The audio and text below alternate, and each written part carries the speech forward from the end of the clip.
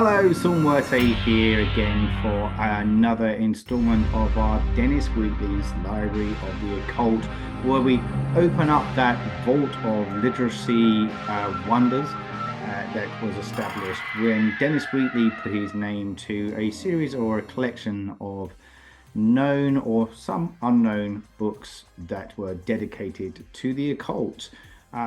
We're a few episodes in now of these that we've been kind of trucking through, and the latest to go under the literacy dissection slab, if you will, is a book that's called Carnacki The Ghost Finder by William Hope Hodgson.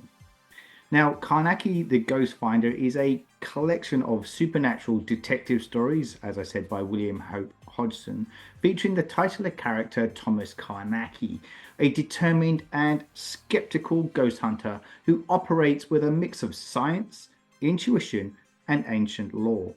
First published in the early 1900s, these tales bring readers into Carnacki's world, where his investigations explore both the psychological and supernatural layers of ghostly encounters. One of the most intriguing aspects of Carnacki as a character is his skepticism. I kind of think of he's somehow a mix between Mulder and Scully. Like, he has the passion and drive of Mulder, but he has that skepticism that Scully would bring to the X-Files series. Unlike many supernatural protagonists, he doesn't assume that every eerie occurrence is of otherworldly origin. Instead, Carnacki approaches hauntings with a scientific mindset. He uses devices like the electrical pentacle and experiments with various protective technologies to fend off possible threats. This mix of scientific tools with occult knowledge makes him one of the earliest portrayals of a ghost hunter who is interested in debunking phenomena as he is in exploring them. As far as the stories are concerned, they contain a lot of atmosphere and tension. Each story in the collection, whether it's The Gateway of the Monster, The Whistling Room, or The Hog, plunges readers into a uniquely tense and eerie atmosphere.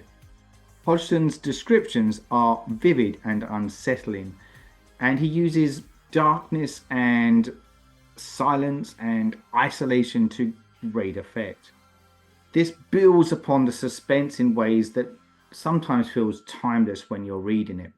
Every tale Carnacki recounts seems to take place in a world that's shrouded in mystery, where each corner could hold something dreadful or sublime. Hodgson's narrative style, often slow, suspenseful build-up followed by a shocking climax, enhances the sense of dread that makes these stories so engaging.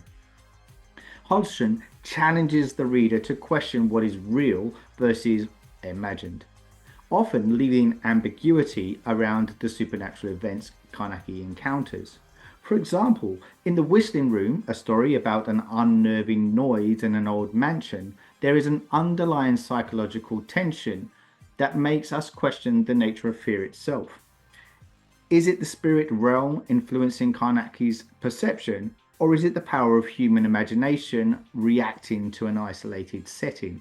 Hodgson doesn't give us any easy answers, making each story feel open to interpretation.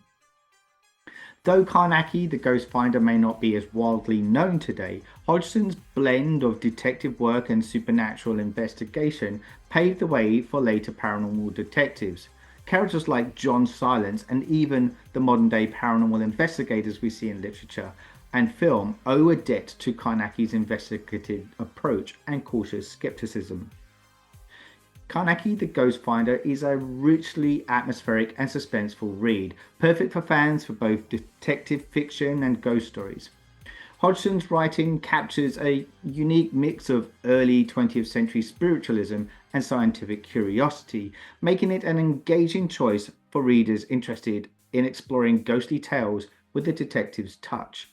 It is a timeless work that invites readers to journey into the unknown, with Carnacki's cautious curiosity serving as a guide through the shadowy landscapes of the supernatural. Well worth checking out. That wraps up the latest in our journey into Dennis Wheatley's Library of the Occult. with Carnacki The Ghost Finder. Do stick around next month as I open up the vaults once more and grab another book off the shelf. Until then, I'm your host as always, Saul Muerte.